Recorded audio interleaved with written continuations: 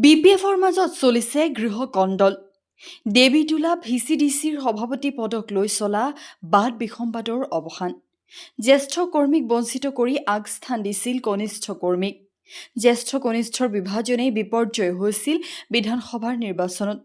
হাগ্ৰামা মহিলাৰীক অন্ধকাৰত ৰাখি মুনমুন ব্ৰহ্মই কনিষ্ঠ কৰ্মীৰে চলাই গৈছিল দলীয় কাম কাজ, যাৰ ফলত দলৰ ভিতৰচৰাত গঢ়ি উঠে বিসম্বাদ। দীৰ্ঘদিনীয়া বিসম্বাদৰ অন্ত পেলাই বিপিএফ প্ৰধান হাগ্ৰামা মহিলাৰীয়ে কনিষ্ঠ কৰ্মীক বঞ্চিত কৰি দলৰ নিষ্ঠাবান পুৰণি তথা জ্যেষ্ঠ কৰ্মীক দায়িত্ব অৰ্পণ কৰে হাগ্ৰামাই।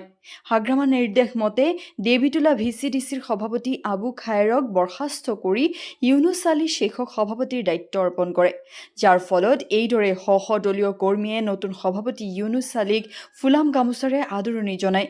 লগতে নতুন সভাপতিয়ে দলীয় সতীৰ্থসকলক লৈ দেৱীতোলা খণ্ড উন্নয়ন বিষয়াৰ হাতত নতুন সভাপতিৰ নিয়োগ পত্ৰ দাখিল কৰে।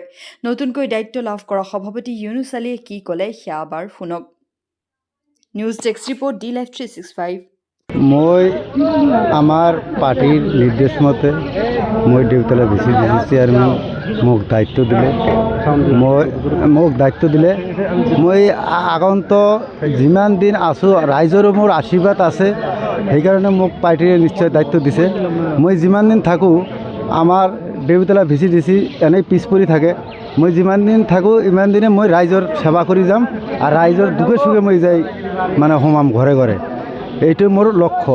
উন্নয়ন কেনেধৰণে আগবাঢ়িব? উন্নয়ন আমি যিমানখিনি আমাৰ চৰকাৰী পুজত আহিব মই ৰাইজক লৈ পেলাই যি আছে মই বিতৰণ কৰি পেলাই মই দিম, ৰাইজক দিম। মই মানে মোক আজি খুব আনন্দিত হৈছোঁ। মোক আমাৰ হয়তো দলে হাইকমাণ্ডে যদি আমাক এনেকুৱা এটা পদবী বা ভালদৰে পদবী মোক চেয়াৰমেন কৰিছে, দায়িত্ব দিছে, তে সেইকাৰণে মই নথৈ আনন্দিত।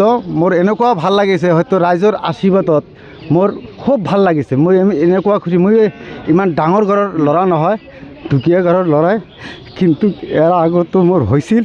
কিন্তু যিভাৱে আমাৰ পাৰ্টিৰে মানুহ পাইছিল সিও বেয়া নহয়, পাৰ্টিৰে দলেৰে কাম কৰিছে। এতিয়া হয়তো যাৰ কিবা হৈছে মোক দলে হয়তো দায়িত্ব দিছে, সেইকাৰণে মই ৰাইজৰ আশীৰ্বাদত মই মই দুৰ্নীতি কেতিয়াবা মোক পাৰ্টি যদি দলে হাইকমাণ্ডে মোক ইয়াতে দায়িত্বভাৰ অৰ্পণ কৰিছে, মই কেতিয়াও দুৰ্নীতিত মই জড়িত নহয়। মই ৰাইজৰ হকে মই কাম কৰি যাম, ৰাইজৰ আশীৰ্বাদ লৈ পেলাই মই ৰাইজৰ ঘৰে ঘৰে সোমাম।